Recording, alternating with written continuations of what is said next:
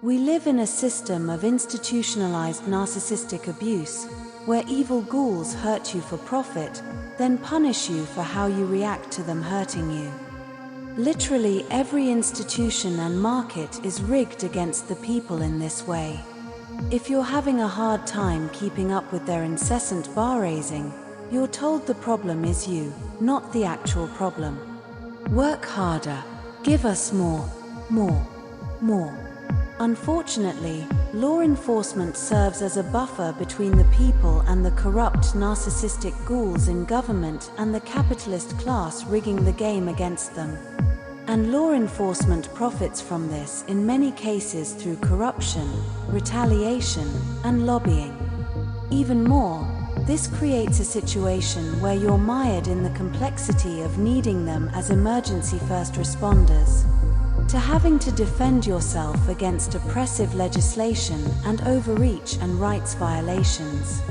It literally creates a problem of duality, and, as the laws make it harder and harder for the workers to live, law enforcement ends up becoming an oppression apparatus to crush dissent and rebellion against the capitalist class who are lobbying for the legislation that's causing the social conditions to worsen in the first place, which serves as yet more divisive instrumentation to be weaponized against the upward mobility of the people. The capitalist class has resented the mobility of the industrial-era working class for hundreds of years, and this is more of the same. States forcing you to purchase car insurance, but no legislation to prevent insurers from price gouging, as well as mandating EVs that the working class with increasingly bad credit won't be able to afford, are both examples of this attack on our mobility. EVs are nice, but once again we're treading towards scenarios where you're mandated into something, and if you can't afford it, you fail, forcing yet another divisive, conflict-inducing competitive drive amongst the workers to obtain something they're forced to have, such as car insurance. It is important to consider that while climate change is a significant issue, they're only using that as an excuse to attack the methods of transportation affordable to the working class. And because the insurance markets are 100% rigged, they'll just use excuses to justify raising their premiums even higher for EVs. And soon, you won't even be able to get insurance for your vehicle as more and more companies pull out of markets dominated by the big players, such as Virginia, who just raised the compensation rates. Progressive and Geico can afford them, but smaller companies can't. These big players are also fingering the asses of legislators to ensure citizens have no other option to bypass their price gouging, such as uninsured motorists' fees. If they truly cared about the social conditions affecting their constituents, there would also be guardrails in place ensuring the people will have access to the insurance they're mandating. So, the outright lack of it is quite telling, isn't it?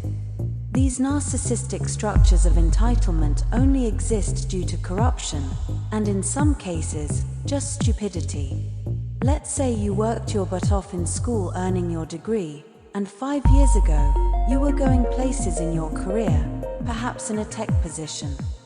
Then you get laid off, and are having a hard time being hired despite your excellent track record.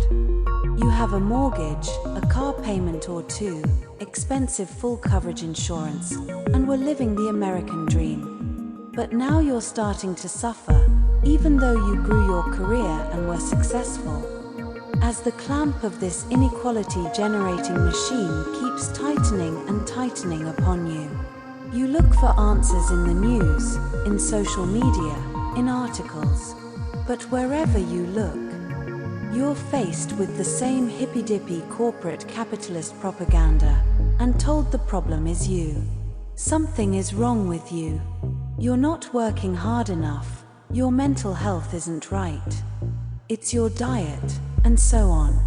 The emphasis, usually always toward the end of the article, is that you need to make different decisions. The advice is always it's all about how you adapt to circumstances, the very circumstances they create. even though you have been doing exactly that the whole time. Everywhere you turn, they're gaslighting you about the problem when they're the ones actually causing the problems.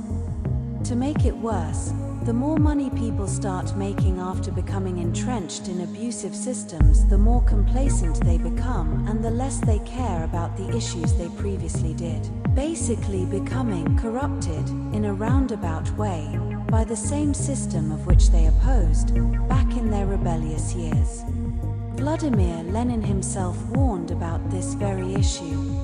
This is institutionalized narcissistic abuse, and people of all classes have been generationally Stockholmed into accepting it. Furthermore, as these delusional freaks continue on this downward spiral at our expense, we as citizens are losing more and more value as a tax-generating base, because they just print more money instead. There is no intention of paying the debt. We are becoming increasingly expendable, which is why you're seeing such a push for austerity and the threat of Trump being installed in order to crack down on the forward mobility we've made thus far.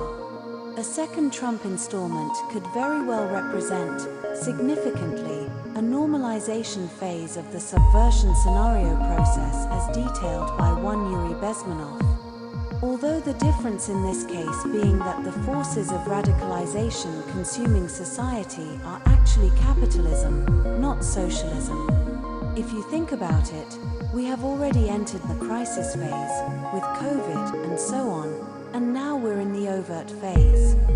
The mind virus of these ghouls resembles that of a crack addict, where they become so addicted to the drug that the world could be burning down around them, and yet they remain focused on their addiction. However, in this case, I do believe a more accurate comparison would be that of vampires and bloodsucking. I really wish everyone would wake up and understand this.